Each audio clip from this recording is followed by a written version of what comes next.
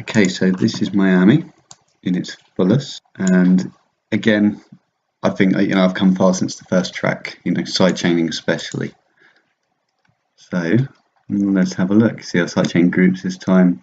I've not gone so hard on the gain. Other elements too that I'm pretty happy with. So that's the vocal chops, which again, like the vocals and all that, I'm really happy with in this track. I think the idea all started with over here. This bit. And I chopped up these.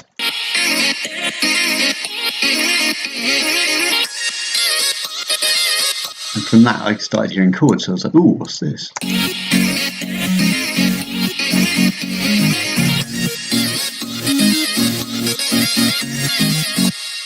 So that started to dawn the idea of Miami Manifest, but it's become so much more since then, and development wise I'm so happy with it. Yeah, this funky bass line was a great addition. So this is going from the inspiration of Madeon.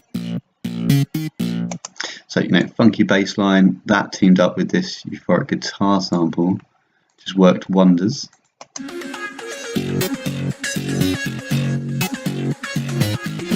The jammy drum kit, you start to get some real nice vibes.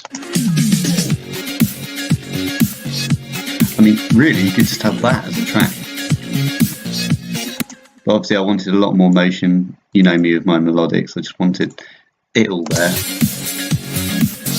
Euphoric summer, that's so with the theme and inspiration track development, it all started to become something greater. This. And I said it started with that vocal chop, but it mainly started with the disco strings, actually, to be honest with you. The vocal chops sort of came around at the same time. I was sort of trying to work out what to put with these. I've already shown this in the research section and all sorts, but yeah. Those, and then the looping bit that goes during that bit. And then becomes more subtle here. But you can still hear the string breakthroughs. That little bit there.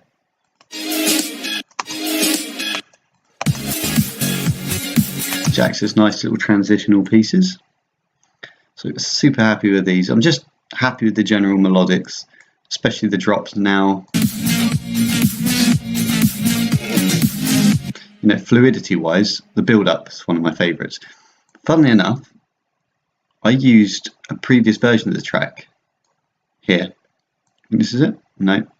Yeah, I used a previous version of the track and just did some stuff with it. So that's the bit where it all drops out and you just get this sort of Daft Punk kind of style fade in. And here I just started looping a bit and it worked so well as like a build up. And that's actually from the previous track as well that I just brought over. And that's what made the drop glue in nicely, and it gets little breaks where it goes.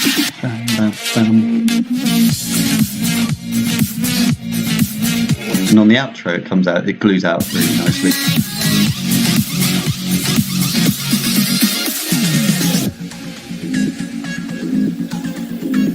And again, use of the previous track here as it fades out.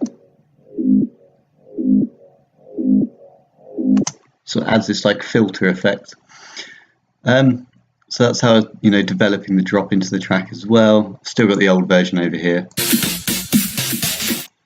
because I do like that, so I might use it another time. So technique wise, I said about the side chaining, the use of samples and MIDI, mainly samples cutting up and whatnot. I really like doing that. That's one of my favorite things, but of course adding my own MIDI as well wouldn't be the same without. Did have some string sections and stuff. Well, I don't know where the strings are right now. Is that them? Yeah, that's them here. Just on a jazz scale, like da, da,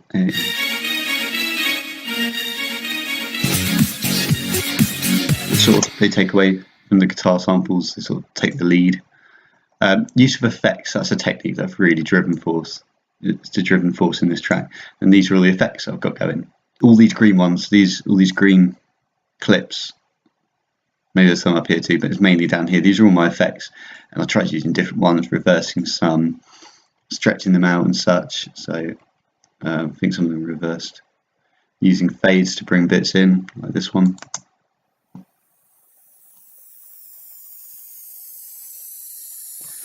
But I use one as like the transient of the effect holder. So this one, for example, the magical glitter sound, and then that with that one fades into the next, and when that one finishes, you get this hit. It just creates this constant sort of euphoric higher frequency effects with a low thud that comes in like that. Especially the use of effects at the end here, how it all goes out. Really enjoyed that.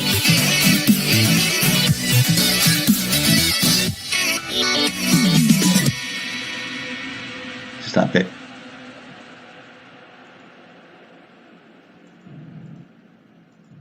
Just how it goes out. And I did actually have to transpose that hit so it matches the tune of the track. Could hear that. That's actually in root note with that finishing note. Yeah, you'll be able to hear it now. It goes doo. So that worked. Also, to make the ending a bit more interesting, because it sounded a bit flat. Similar drop to the first drop, sort of that drop. That one, the euphoric Madeon like-esque one. I transposed the track just up one semitone, so you'll hear it if I play it from over here to over here.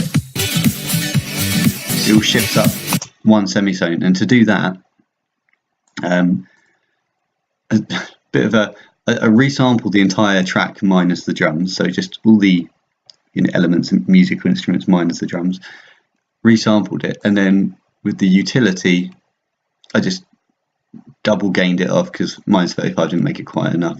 So minus 70 effectively, and just made it super quiet so you can't hear any of that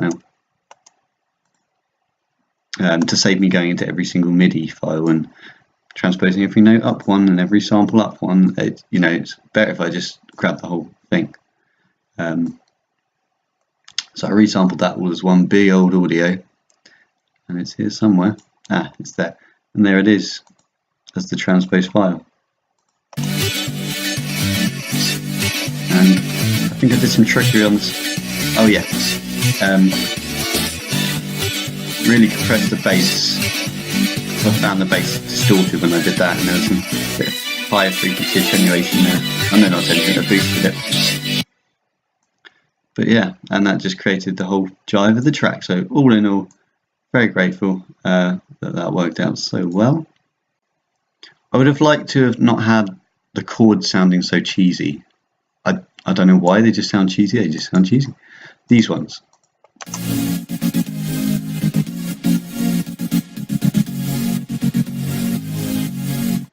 But I did harmonise them in different ways just to make them more interesting melodically. Some chords that you wouldn't think fit with the others. For example, this one going.